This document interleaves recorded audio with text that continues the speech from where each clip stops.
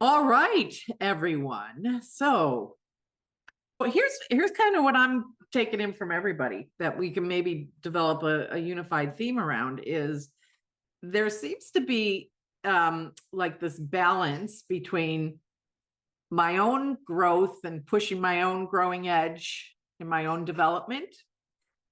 And I want to kind of associate that to Joe's situation here, because I think that everybody's ears perked up a little bit on that one too, about how do I not overstep, but go deep and get into this transformational type of coaching.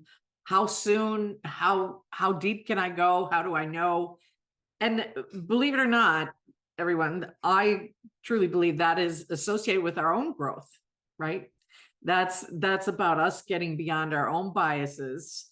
That sometimes maybe some of us are, it takes a while for us to warm up to people. So we're maybe projecting that on a client that doesn't have that need. And, to be able to understand a little bit beyond ourselves, but that comes through understanding ourselves more. So would that be okay with everybody if we kind of pulled all this together? So let's start out. For some of you who are just kind of looking at, what's like my work, where do you think you're at relative to your own work? And how do you think that impacts your coaching? How dare you ask that question? I know it's so.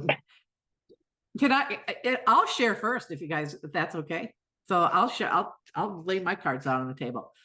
I really felt I was getting a little stale. I wanted to bring more authenticity to my coaching and just like take all the guardrails off.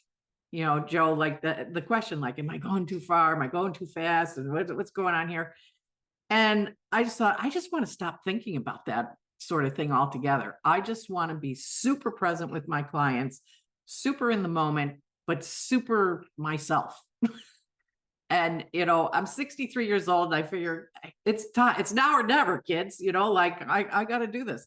So some of you know this in here in this class. I, about 8 months ago, got involved in improv, which is pushing my boundaries out to the extreme.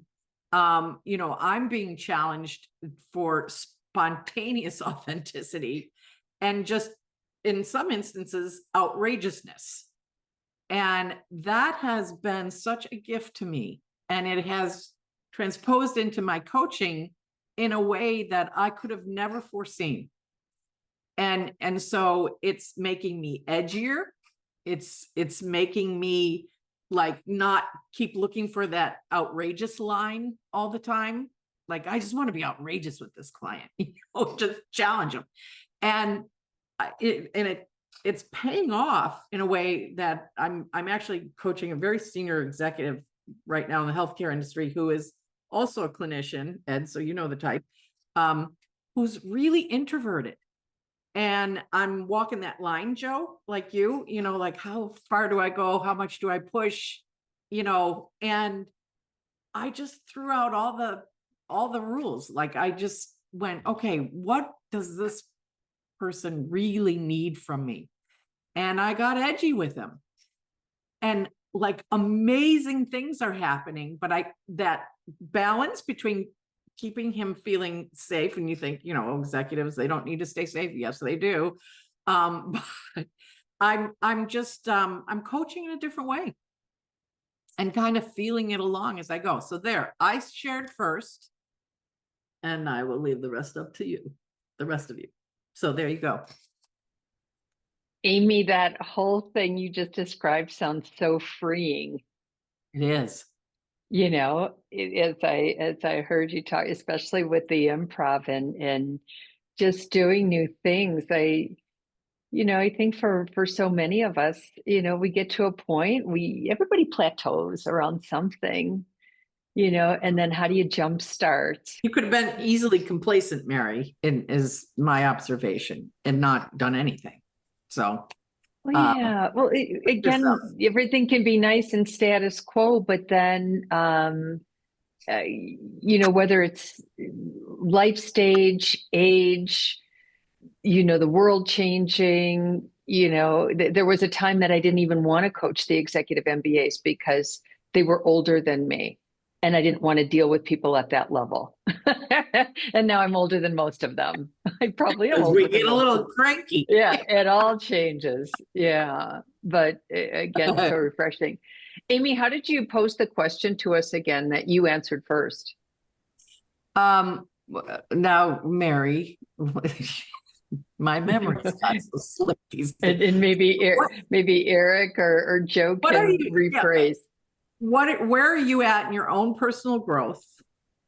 And how do you feel that's impacting your coaching? That was my question, I do believe.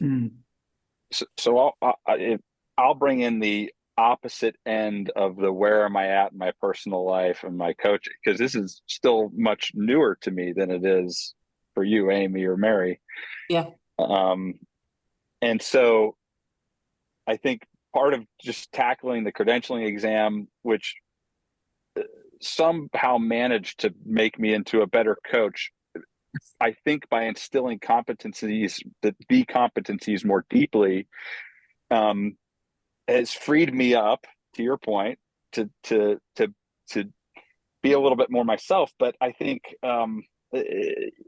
there's still this newness to what I'm doing and feeling out and exploring all the many differences in my clients, and trying to figure out how far can we take this, because I want there to be major value in this. And I know what the value in coaching can be, but it comes from the client, right? The client has to be willing to do the work. And I find some of my clients, I watch them have an awareness wash over them and then get afraid of it. And I'm experimenting with different ways of just trying to be there for it, give them the space to lean into that, right? And I'm doing this in my own personal development. I had more dreams over the last week than I've had in the last 6 months as I was preparing for this exam. And some of it really came, there was some major awareness that came out of this process for me, and connections and stuff. Seeing that happen for other people is amazing. But then if the client goes, oh, I don't know that I signed up for this, because that's going to be hard work. And it's like, well, where do we go now? Yeah. Oh, wow. That's cool, Joe, because it sounds like you're pushing your growing edge through getting through the exam process and certification. But strangely enough, somehow that's happening in your coaching as well. I love that analogy of the growing edge. Yeah. But that gets painful for folks. Now, if there's like you said earlier, are we doing some transparency or some projection of our own stuff? I know my own growth to be incredibly rewarding and often very painful, right? So am I backing away from these moments my clients are having, thinking they're going to experience the same thing or have to? And chances are they could experience differently. So that's kind of an awareness I'm having of trusting the client to live in their own growing edge, maybe a little bit. Yeah. Yeah. And, a few things come to mind as you're saying that, Joe. One is, one of the things I always heard growing up as a coach was always be willing to possibly get fired by your clients, right? Stay right on that edge. And the other thing is, and we say this often in our training, is, you're all seasoned enough now to know and you've had this experience where somebody comes up and says, oh, you're a coach. Oh, I really need a coach. And then they give you this whole thing about why they need a coach. And you're like, yeah, okay. Like you're ready to throw the contract out, and then they ghost you, right? We've all had that experience. Why do you think that is?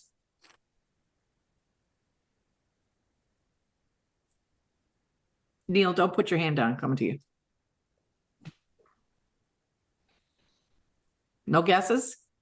Why don't they act on it? Maybe because they don't even know what coaching is as a starting point. But let's assume that they do a little bit. Cindy, what's your idea?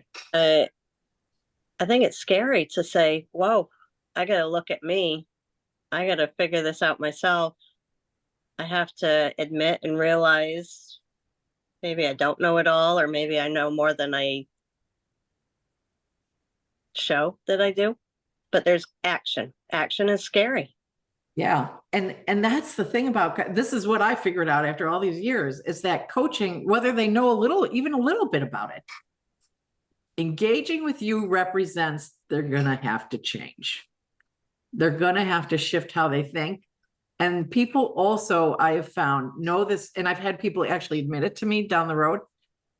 They know engaging with a coach means they're going to be walking through doors of awareness they can't get back through. That's a big deal, right? Like, to your point, Cindy, there's going to be, they know I'm going to have to put the microscope on myself, and I'm going to learn things about myself I may not want to learn. And once I know them, I can't unknow them. and that's going to change everything. Right. I mean, and I'll use an analogy, like anybody who's ever been in a bad relationship or friendship or whatever, you deny until you're like, I can't do this anymore. And then the minute you say it out loud to somebody else, you know, there's no going back, right? That relationship is going to change forever. And so this is what happens when people start to engage with us. It's a representation of that. And I'll just say on top of that, that this ties into our own growth, right? In that we have to keep opening our doors of awareness, because then it puts us in a position as coaches to more easily be empathic in going, come on, come with me. I know it's scary. I know it's hard, but let's shake this stuff up. You know, like you can be enthusiastic about it and create that safety at the same time, because you get it. You get it. You're pushing your own doors open. I just tied that into the safety, trust and safety thing, Joe. I didn't even know I was going to go there. Awesome. That's great what you brought in though. Neil, what were you going to say? Well, it's kind of tied to this whole conversation and kind of what Eric was saying earlier, of that impulse to provide advice, to consult, right? I've got a couple clients who, one is very, you see things that you're curious about as a coach that you want to dive into, and they've got some walls up, and they're like, I go to therapy for that. I'm here to figure out what my next job should be. And I've got another who is very insightful, but likes to look to me because wants my perspective more than their own sometimes. And I'm trying to figure out as a coach, like, do I just sit here with them in that, or do I keep pushing? Like that's where it's feels like chess. Yeah, and it is. And I'll just say this for some of you too, that part of learning to be a coach is not doing that for a while, right? Learning how not to do that. And if you're still really struggling with it, you have to keep learning not to do that.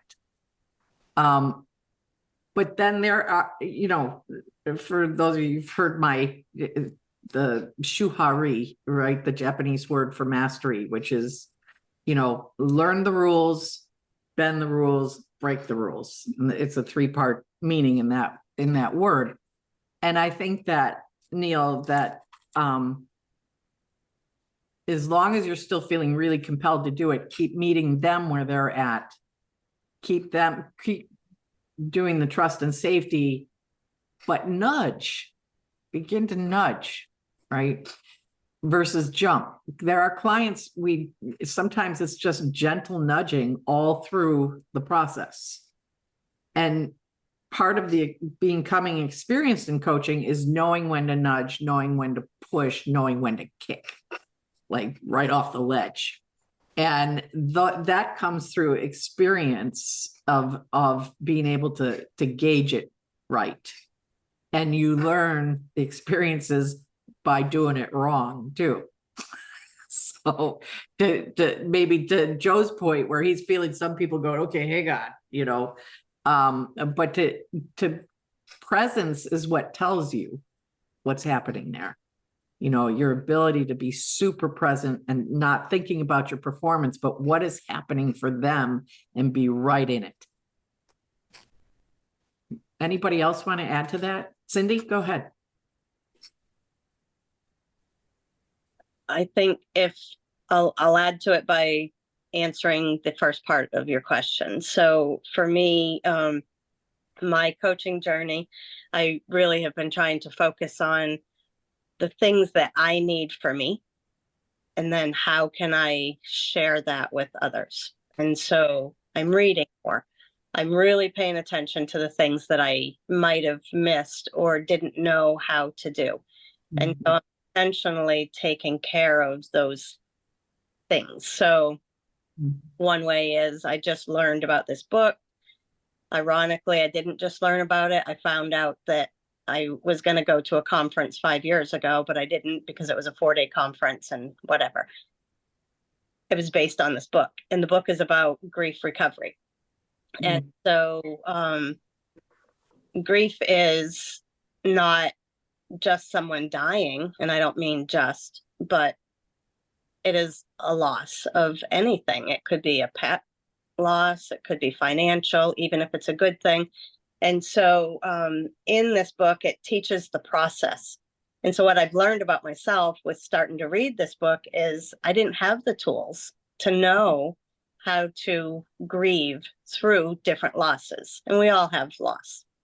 Yeah. But so it's very interesting that I'm saying, okay, I can take this for me, but that's going to be a piece that I put in my toolbox that I can share with someone else along the way. So that's kind of how I'm using it. And I also want to add, I have a client, and this will answer someone else's comment earlier. I have a client who always looks to me to have me give them the answer, and I always give it right back. That, so what are you feeling? What are you thinking? How do you think this should be? Tell me more. How did it work in the past? You know, all the basic questions. But what I've learned with coaching with her is that she is one that's a verbal processor, and she needs a challenge. So it's a different strategy that I have to use with her than I might with someone else. So if we're going to see growth within her, I'll just say, how about if I throw out a challenge? And she is so excited. And so finally, all the stuff we just talked about isn't even important anymore, because now, yes, this is what she wants. And I now have her come up with her challenges. So what do you think would work for you? And so I think that's the other part. Any of us that are here we have experience with people.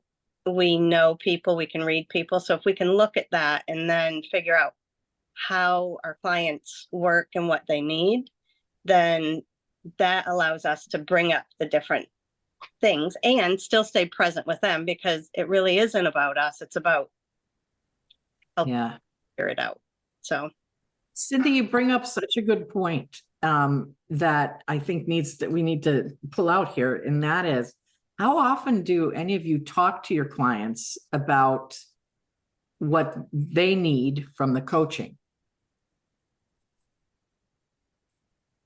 And that especially in the beginning should be a pretty regular pattern.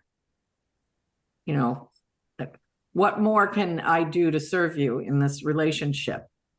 You know, Cindy's client would probably say, challenge me more. That would be me. I love challenges like that.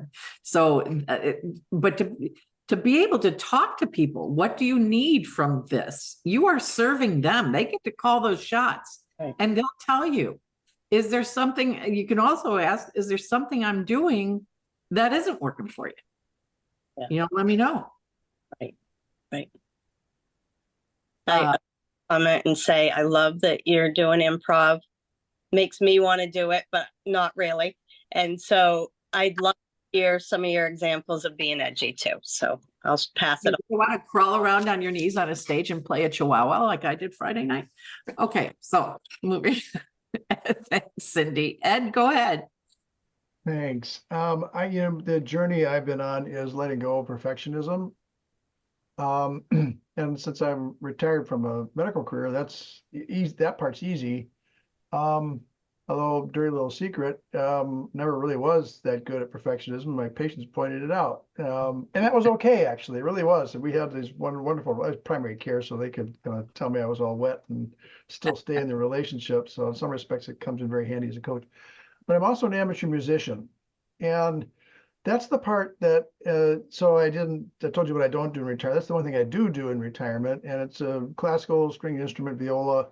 And I used to just be so oh man, it stinks. It's blah, blah, blah. I never performed. I finally got instruction after I retired. And the instructor I have is kind of like a coach. And in fact, he very much is a coach. This young tattooed dude, it's like he doesn't fit the classical music thing at all. And yet he's brilliant and has really forced me to be very accepting of where I am, how I am, and what I am. And darn if I'm not getting better, much better as a musician, but more importantly, letting go of what I would describe as flaws and just say, hey, it is what it is. And there's a lot of joy, there's a lot of love, and a whole lot of it. For me, that's been such a parallel. I used to write a lot on LinkedIn about that, kind of tape it away from that, but a lot of my stuff is about music and ensemble and team and being part of something bigger than yourself and all those things. But that perfectionism piece really held me back for a long time. And I'm probably 40% discharged on this. I've still got a lot of it. And it does influence the coaching side. So I know that I say, oh, that little perfectionism thing is on my shoulder. Get rid of it. Let it go.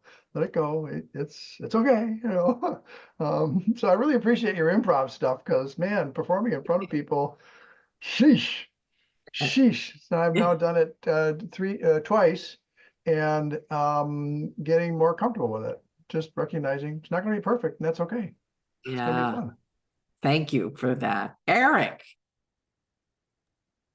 I just wanted to make a comment or an acknowledgement, Amy, how you always find this way to connect the dots. I don't think I'm alone here, but it's I've had, going back to the initial question, one of the things I have an issue with real estate coaching is not only that the industry itself, coaches within the industry are not really coaching; they're just providing tasks and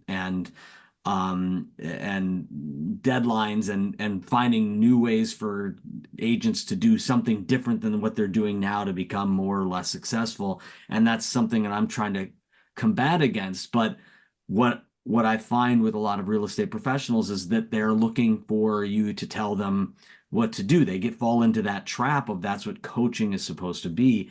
And then that, there becomes that question of whether you're just an accountability partner. And what you just said, that idea of acknowledging that they have already made a choice to find new doors of awareness and that they cannot walk back through, and how there's a sense of vulnerability there, but that's also, it seems like that there's a difference between empowerment and accountability, and saying, you've already made the choice to be empowered to find these new possibilities, to walk through these doors, and that creates a different relationship between what I'm there to, a different expectation between what I'm there to do. And I think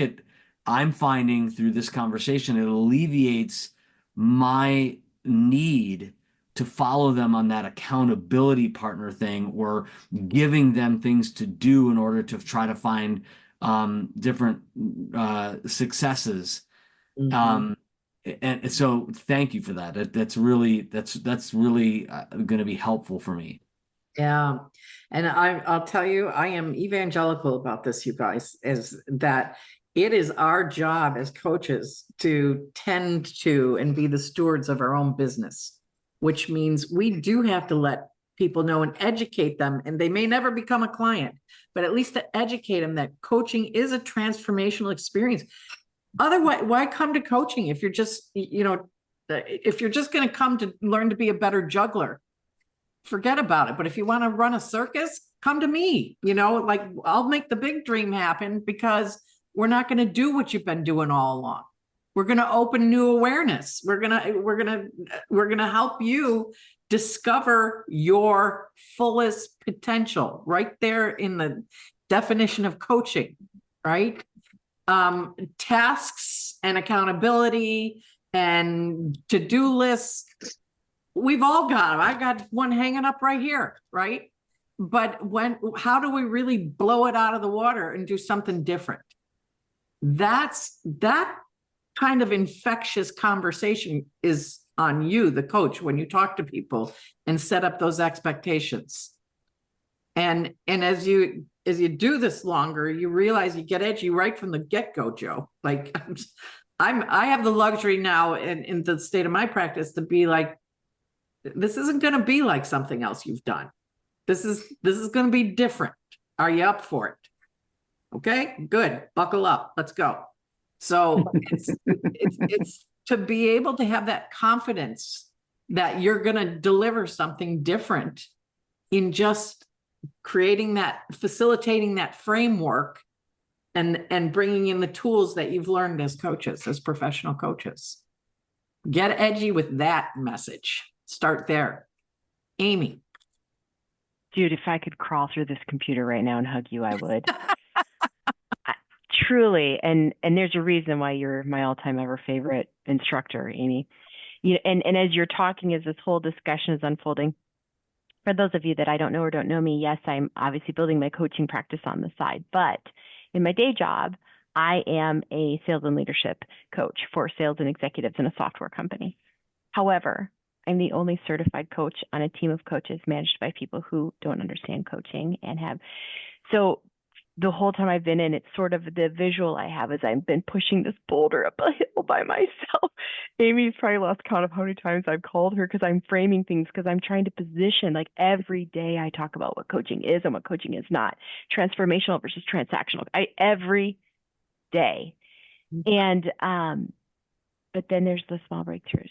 So I have had a couple of the leaders that went, wait a minute. And in fact, something happened last week, and I won't go into it, but it was one of those, I just took 5 steps back emotionally, right? I took something that I was like, man, that is not the way I wanted that to go. So I dug deep, right? And all the things I'm grounded in. Thank you for all of those baselines. But then what has started to evolve is the stakeholders who are interested in being coached, the stakeholders who are invested in their own growth, the stakeholders have started to come forward and say, well, what she's doing isn't like what we've ever had before.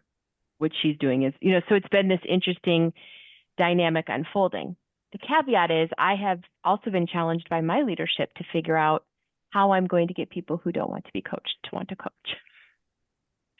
And I sort of said, it's not going to happen. I will continue to ask good questions. I will continue to engage them. I will continue to open doors, but you can't coach someone who doesn't want to be coached. Yeah. So there's some really interesting, but as I'm listening to you talk, I feel like you just said that so beautifully, because I do feel like under your guidance and your mentorship, you are arming us to be brave and to be confident and to be able to speak and articulate what coaching is and the impact it can have for those who want to walk through the door. Yeah. And, Aim, there's the challenging, right up the line too. So with that said, and this is when you're having these conversations with stakeholders, those of you working in organizations and things, don't be afraid to challenge them, because I do that all the time. And so, like, if somebody had said, your job is to make it so people want to be coached, I'd say, well, what are you doing in your culture where they want to be better? Right. Right. That's a no-brainer. And so the environment has to be created for people wanting to push and maximize their potential. Yes. What are you doing for that? Because I'm happy to help you with that. So don't be afraid to have those bigger cultural conversations too, and push that. Yeah, there is something about healthy disruption. For those of you, if you've ever read about Dick Fosbury. I'm a big fan of using his story and the Fosbury flop. If you don't know him, Dick Fosbury is the guy who totally changed the way that people do the high jump. And he was the laughing stock of the sport because he flipped over the way he would, and he would flip on they called it the Fosbury flop, right? He was flopping like a fish. And then in 1968, he brought home the gold medal and literally raised the bar and changed. So there's something about being a positive disruptor. And I keep that story in front of me, and I'm trying to do that in my environment because I think that's the way that I'm going to be creating the culture that I believe needs to thrive in order to be a good coach where I'm at.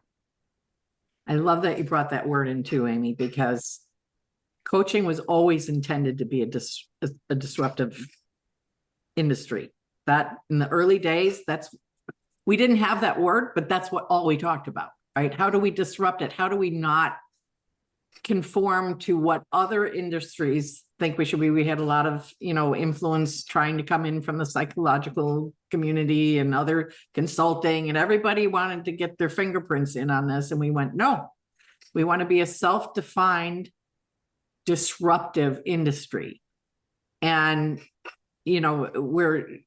this is where we're at right now, is kind of straddling between this, what a lot of organizations and people want is that transactional type of coaching.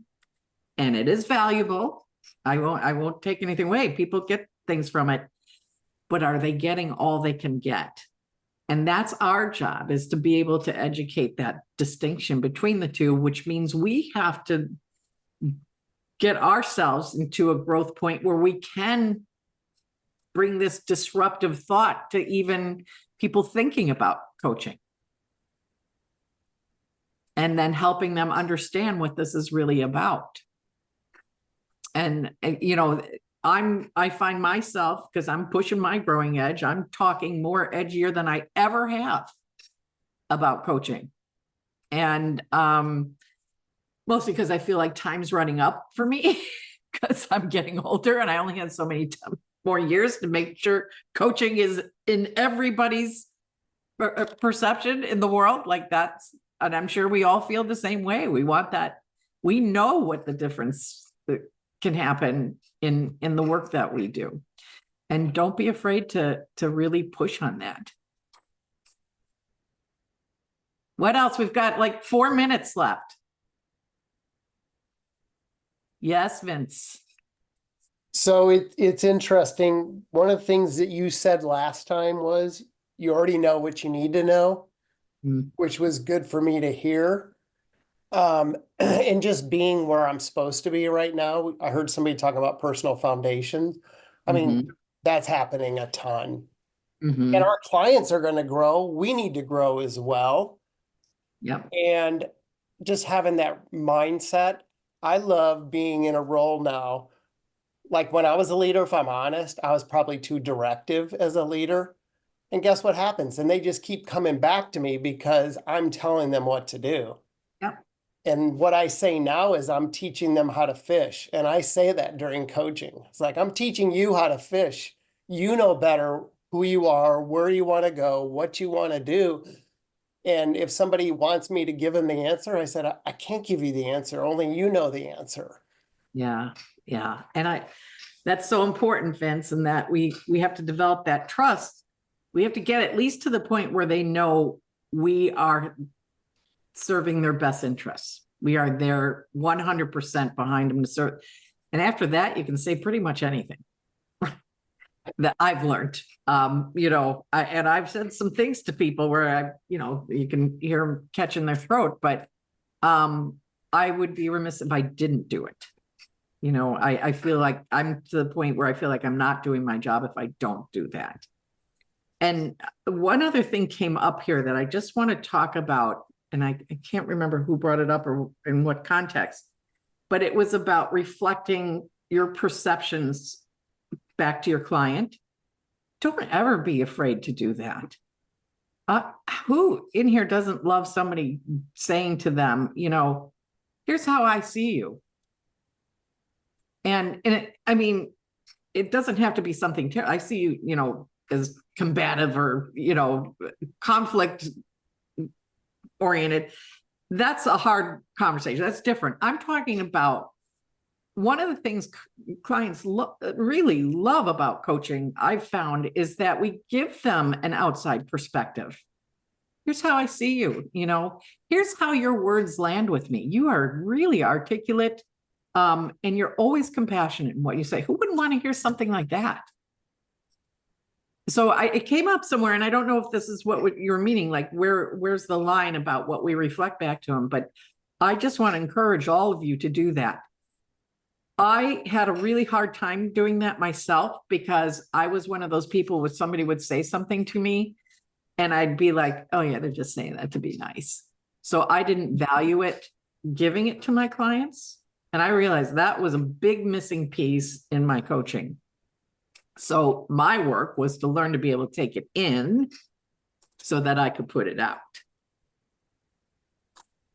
And it means, you don't overuse it. It's something that it has to be super genuine. But I think that's one of the highest values of coaching is for clients to be able to see themselves through somebody else's eyes. Here's the dilemma I have with that, and that is that you might interpret their behavior that's not actually what's going on with them. So if you're going to do that, you got to check it out. Absolutely. Absolutely. So you might say, I hear you, I hear passion or emotion. What's that about? Versus, gee, are you angry? Well, I may completely misinterpret, and then you've got a trust and a relationship challenge. So that's the part, because in my mind will be spinning, ooh, it sounds like they're angry, but maybe I better check that out and say, gee, what's the emotion going? I'm seeing some emotion. So this is the part that I have to guard against my own interpretation. Yeah. It's just mine. Yeah. And that's we never want to assume. Yeah, we never want to assume. But what I'm talking about more is positive reflection. Yeah. And I don't see coaches use that enough in the coaching, which is a high value point for clients. Yeah. But to your point, when we're going to give them difficult feedback, we never assume. It's a check-in. You seem kind of angry today. Am I reading that right? Yeah. Versus you're angry. Yeah. And even that's an interpretation, but yeah. Well, it is interpretation, but we're not assuming, we're checking in on it. So, anyhow. All right, you guys, it's 2 minutes. Amy, can I just add one last point? And it's a plug for the podcast. Yes. Underneath a lot of what we've all been talking about and listening to this morning, and Amy, you've used the word confidence like 4 times. If you haven't listened to the Confidence podcast, I think from last week, so worthwhile. I've listened to it twice. Amy also asks a very compelling question. So you have to go listen to it to hear the question. It's about how you deliver as a coach. It was one of the best podcasts in the whole series so far. Wow. And there's part of it that fits in with some of the things we talked about today. Now I got to go listen. I don't remember what I asked. All right. Oh yeah. You want to know the question? Does everybody want to know the question? Yeah. Tell me. I take away, I keep this running log. Don't think I'm a nerd, but I keep a running log of every podcast and like 3 points that I took away from the podcast. And the most compelling point was, Amy, did I deliver all the value I could have today? That's your question. Yeah. Okay. And do you want to tell them what you said as your answer? No, because I don't remember asking that. You say most days you say no. Yeah. That I didn't, that I could do more. It's true. And all this ties into confidence. So it's worth listening to. It's 12, 13 minutes, but it's really very relevant to what we talked about today. So wow, that's great, Mary. Who shared that with you? Thank you for that. And it is true, because there's no such thing as perfection, Ed. So and the line always moves as we're developing as coaches. It always moves farther than where we're at. And it's always to serve value. So yeah. All right, everyone. We will see you next month on Prime Hour, and some of you before then. And everybody have a great few weeks. Thanks. Take care. Thanks so much. Very helpful. Thank you. Thanks, everyone.